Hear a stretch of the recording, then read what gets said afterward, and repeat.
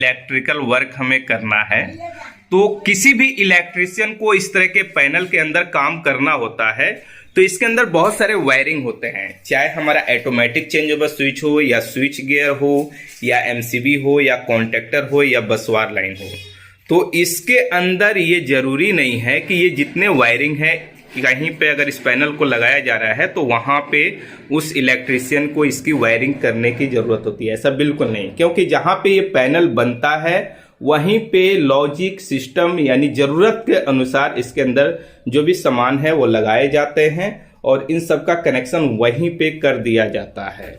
लेकिन जब भी इस पैनल को लगाया जाता है वहाँ पे इलेक्ट्रिशियन का काम क्या होता है, सिर्फ इनपुट और आउटपुट पावर सप्लाई लाइन का जो भी है कनेक्शन करना। जैसे ये हमारा साइड में जो है ना, इस साइड ये पैनल के एक साइड जैसे इस साइड आ रहे हैं तो इस साइड ये हमारा यहाँ पे इनपुट आउटपुट का रहता है कनेक्शन करने के लिए। पर इस पैनल के अंदर इस साइड का टोटल पार्ट आउटपुट है, ब्रांच है, यानी जो भी यहाँ से आउटपुट होगा चाहे वो डीबी के लिए हो, छोटे डीबी या छोटे पैनल, यानी इस पैनल से पावर उसका कम रहता है। एग्जांपल यहाँ पे बहुत सारे एमसीबी बॉक्स हैं, एमसीबी डीबी हैं, तो इन सब का यहाँ से हमारा इस पैनल से आउटपुट गया है, इसके अंदर कनेक्शन हुआ है। जैसे इसके अंदर केबल है तो ये सब 3 फेज के डीबी हैं और इसके अंदर हमारा जो केबल है वो 3 फेज का है, यानी 3 फेज और एक न्यूट्रल।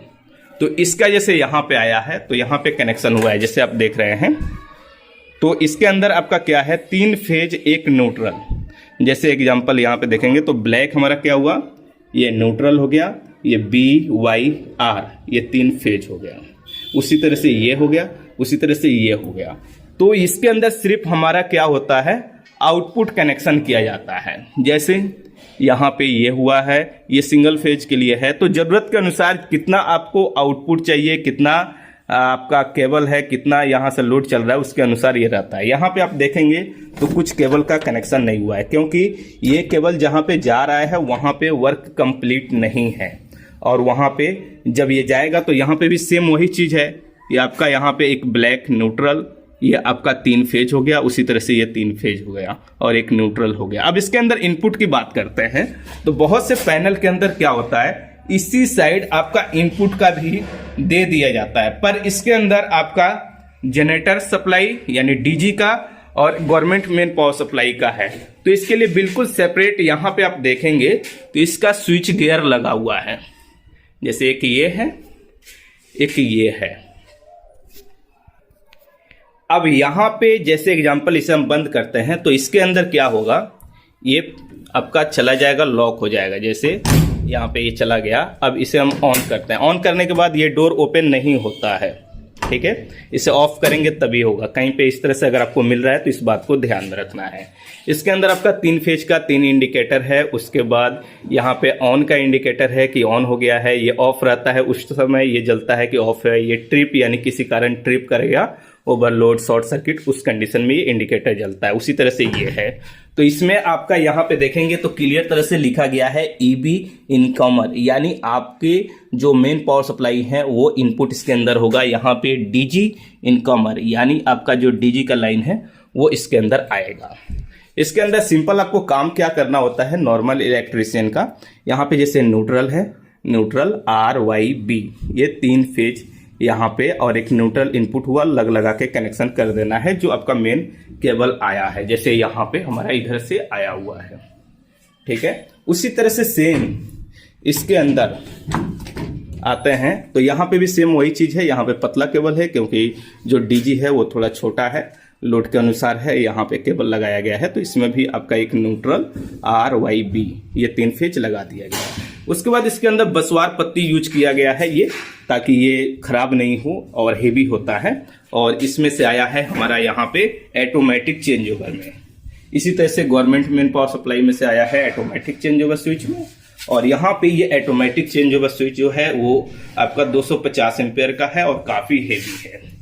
इसके थ्रू आप मैनुअली भी चेंज कर सकते हैं, लेकिन इसके लिए सबसे पहले यहाँ पे कुछ कंडीशन है, लॉक करना होता है, या इसके अंदर जो आपका की यानी चाबी आता है, इससे आप ऑटो पे और मैनुअल दोनों पे आप सेट कर सकते हैं। जब ऑटो पे कर देंगे तो ऑटोमेटिक ये चेंज होगा, लेकिन अगर इसे मैनुअल पे कर देते हैं तो मैनुअल आप यहाँ से ऑन ऑफ कर सकते हैं कभी अगर आपका ऑटोमेटिक नहीं काम कर रहा है या किसी भी कंडीशन में। इसलिए ऑटोमेटिक चेंज ओवर स्विच ये हो गया। उसके बाद इस ऑटोमेटिक चेंज ओवर स्विच के बाद यहाँ पे बीच में हमारा है ये बसवार लाइन। इस बसवार लाइन के अंदर अगर ध्यान देंगे, ये हम कैमरा इसके अंदर डाल के आपको दिखा तो नहीं सकते हैं क्योंकि ये थोड़ा प्लेट है, यहाँ पे जगह कम है। ये न्यूट्रल का है, ये RYB ये 3 फेज है और ये बसवार लाइन है। अब ये तो चेंज ओवर स्विच से जब आउटपुट हो गया तो इसी बसवार लाइन से जो भी केबल है यहाँ पे कनेक्शन हुए हैं और यहाँ पे जैसे MCB लगा, ये 3 फेज का MCB है, 3 फेज जहाँ पे जा रहा है, जहाँ पे लोड MCCB से चलने वाला है MCCB लगा हुआ है। जैसे यहाँ पे सिंगल फेज निकालना है तो कोई एक फेज ले लिए और एक न्यूट्रल ले लिए, उस तरह से यहाँ पे लगा दिया गया है। और इसके अंदर कनेक्शन आपको कोई भी अंदर का नहीं करना होता है, बस मैं आपको समझा रहा हूँ कि ये पैनल किस तरह से काम करता है। ठीक है, तो यहाँ पे जैसे ये 3 फेज का है तो 3 फेज हो गया, ये सिंगल फेज हो गया। उसी तरह से यहाँ पे ज़्यादा लोड है तो MCCB लगा दिया गया। उसके बाद यहाँ पे जो आपका लोड है उसके अनुसार यहाँ पे MCB लग गया।